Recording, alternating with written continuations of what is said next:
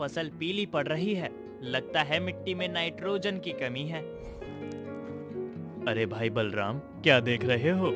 नमस्कार डॉक्टर साहब, मैं देख रहा हूँ मेरी फसल के पत्ते पीले पड़ रहे हैं। मुझे लगता है ये नाइट्रोजन की कमी के कारण हो रहा है। हाँ बलराम, ये भी कारण हो सकता है। अच्छा, मुझे बताओ कि तुम नाइट्रोजन के बारे में कितना जानते हो? डॉक्टर साहब, हम किसान तो नाइट्रोजन इसीलिए डालते हैं क्योंकि इससे पौधे हरे रहते हैं और साथ में अच्छा विकास भी मिलता है। हाँ बलराम, तुमने सही कहा, लेकिन इसके साथ तुम्हें नाइट्रोजन के और अधिक फायदे भी बताता हूँ। और इतना ही नहीं, हमें नाइट्रोजन के अत्यधिक प्रयोग से होने वाले नुकसान को भी अनदेखा नहीं करना चाहिए। जी डॉक्टर साहब, आपने सही कहा कि हम किसान अक्सर चीजों को अनदेखा कर देते हैं। हाँ, तो आओ सबसे पहले बात करते हैं फसल में नाइट्रोजन के फायदों के बारे में। नाइट्रोजन पौधों के लिए पहला आवश्यक पोषक तत्व है, जो पौधों के जोरदार विकास, गहरे हरे पत्ते के रंग और प्रकाश संश्लेषण के लिए बहुत महत्वपूर्ण है। नाइट्रोजन प्रोटीन के निर्माण में भी भूमिका निभाता है, जिसकी कमी के कारण पौधे मुरझाकर मर जाते हैं।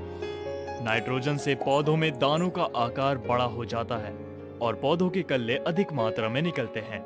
आओ अब बात करते हैं फसल में नाइट्रोजन की कमी के लक्षण के बारे में। अच्छा बलराम, क्या तुम फसल में नाइट्रोजन की कमी के लक्षण बता सकते हो?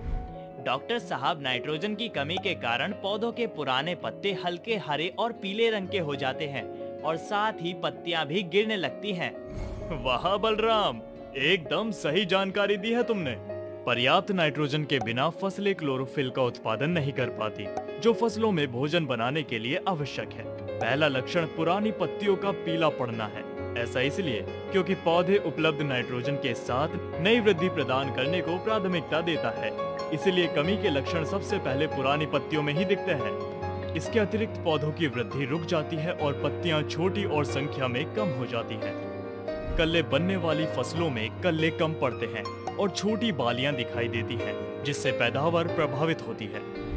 दलहनी फसलों में प्रोटीन की मात्रा कम हो जाती है तथा दाने भी सिकुड़ जाते हैं। आओ अब नाइट्रोजन के अधिक उपयोग के कुछ नुकसान भी जान लेते हैं। क्या तुम ये भी बता सकते हो बलराम? इसके बारे में मुझे कोई सटीक जानकारी तो नहीं है डॉक्टर साहब। बलराम, अधिक नाइट्रोजन के कारण पौधों को नुकसान पहुंचता है। कुछ किसान अच्छी उपज प्राप्त करने के चक्कर में जरूरत से ज्यादा नाइट्रोजन मिट्टी में डाल देते हैं। अधिक नाइट्रोजन से अंकुर मुरझा जाता है तथा युवा पौधों की पत्तियों पर मृत धब्बे दिखाई देते हैं। नर्म गहरे हरे पत्तों का समूह कीट और रोग से ग्रस्त हो जाता है। जी डॉक्टर साहब, इसके लिए तो हर किसान को समय समय पर मृदा परीक्षण करवाना चाहिए, जिससे उसको पता चल सके कि कितनी मात्रा में पोषक तत्वों की आवश्यकता है। बिल्कुल सही कहा बलराम। तो अभी तक हमने जाना नाइट्रोजन की आवश्यकता, कमी और अधिक मात्रा से होने वाले लक्षणों के बारे में। लेकिन क्या तुम्हें पता है कि पौधों में नाइट्रोजन की कमी कैसे आती है? जी नहीं डॉक्टर साहब, थोड़ा विस्तार में बताएं।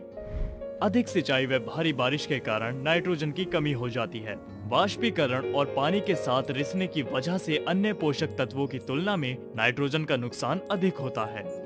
सूखे के दबाव से भी पानी और पोषक तत्वों का अवशोषण बाधित होता है। मिट्टी का पीएच स्तर भी पौधों के लिए नाइट्रोजन उपलब्धता में भूमिका निभाता है। खरपतवारों का जमाव भी फसलों को महत्वपूर्ण तत्वों से वंचित करता है।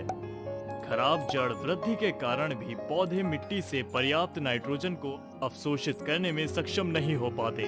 ठीक है डॉक्टर साहब। बलराम, जैसा कि तुम जानते ही हो कि फसल को नाइट्रोजन कई माध्यमों से प्रदान होता है, जैसे वायुमंडल द्वारा। पृथ्वी के वायुमंडल में लगभग 78% से अधिक नाइट्रोजन पाया जाता है, लेकिन अधिकांश पौधे इस वायुमंडल नाइट्रोजन का उपयोग नहीं कर पाते हैं। लेकिन कुछ जीवाणु, नील हरित शैवाल आदि इस नाइट्रोजन को पौधों के लिए उपलब्ध कराते हैं। रासायनिक उर्वरकों के प्रयोग द्वारा अधिकांश किसान नाइट्रोजन की पूर्ति के लिए रासायनिक उर्वरकों जैसे urea, calcium nitrate, ammonia sulphate आदि का प्रयोग करते हैं। इन रसायनों के अधिक प्रयोग से मृदा का स्वास्थ्य भी खराब होता है। जैविक खाद के प्रयोग द्वारा इस प्राचीनतम विधि में पौधों को नाइट्रोजन की पूर्ति के लिए विभिन्न प्रकार के जैविक खाद जैसे गोबर की खाद, पेड़ पौधों के अवशिष्ट पदार्थ, हरी खाद आदि का प्रयोग किया जाता है। फसल चक्र, दलहनी और सब्जी फसलों की खेती करने में मिट्टी की जैविक दशा सुधरती है। और नाइट्रोजन के स्थिरीकरण में भी मदद मिलती है। इसके साथ जाते जाते मैं तुम्हें एक और सलाह दूंगा कि फसल उत्पादन को बेहतर करने के लिए फसल के मौसम की शुरुआत से पहले मिट्टी का परीक्षण जरूर करवाना चाहिए। पूरे मौसम के दौरान नाइट्रोजन की कुल मात्रा को कई खुराकों में बांटकर डालना सबसे अच्छा रहता है।